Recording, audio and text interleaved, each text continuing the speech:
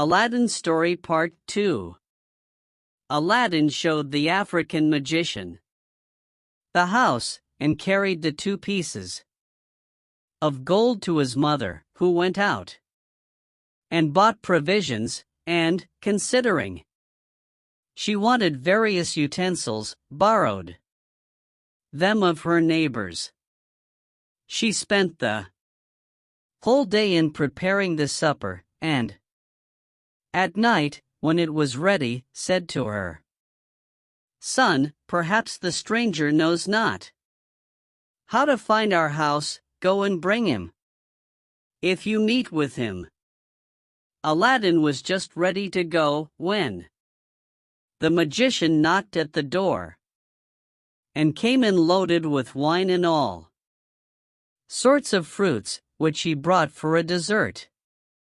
After he had given what he brought into Aladdin's hands, he saluted his mother, and desired her to show him the place where his brother Mustafa used to sit on the sofa, and when she had done so, he fell down and kissed it several times, crying out, with tears in his eyes, "My poor brother!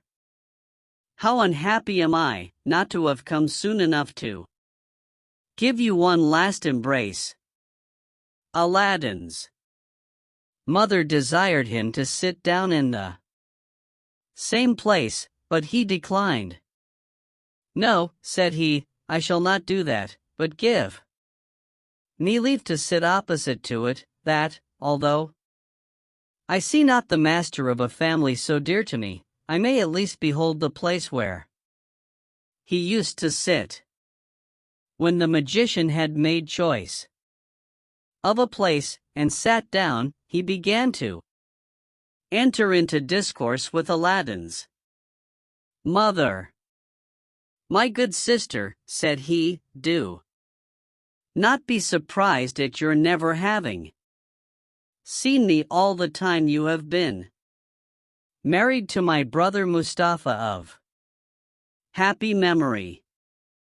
I have been 40 years absent from this country, which is my native place, as well as my late brother's, and during that time have traveled into the Indies, Persia, Arabia, Syria, and Egypt, and afterward crossed over into Africa, where I took up my abode.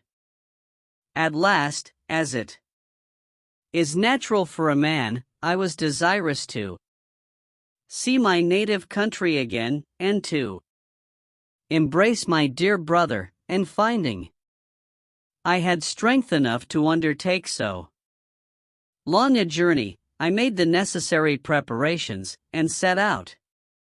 Nothing ever afflicted me so much as hearing of my brother's death.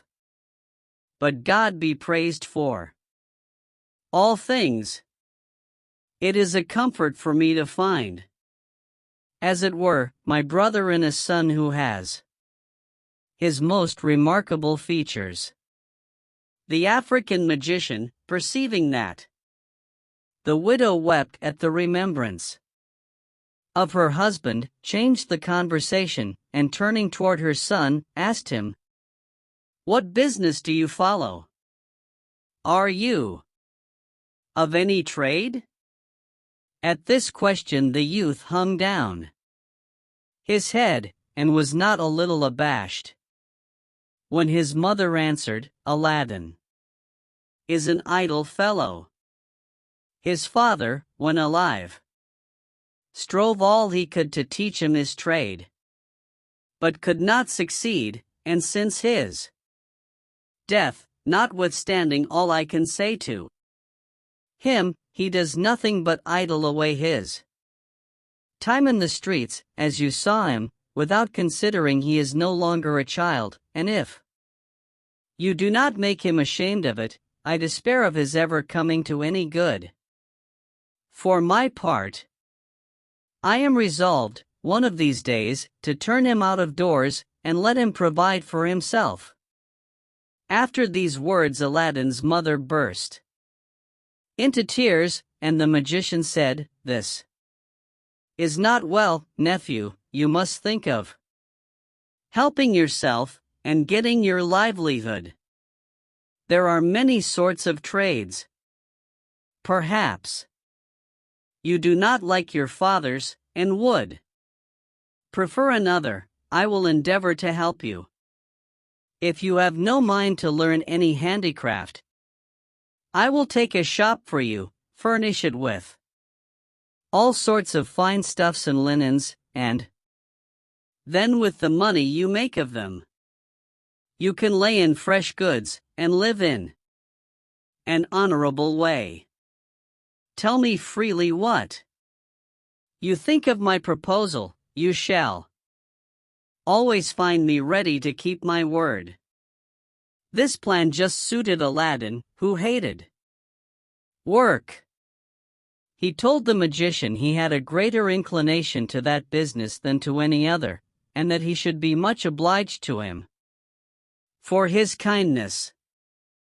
"Well, then," said the African magician, "I will carry you with me tomorrow, clothe you as handsomely as the best merchants in the city, and afterward we will open a shop as I mentioned."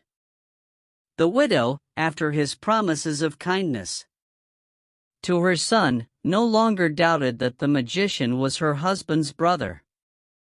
She thanked him for his good intentions, and, after having exhorted Aladdin to render himself worthy of his uncle's favor, served up supper, at which they talked of several indifferent matters, and then the magician took his leave and retired.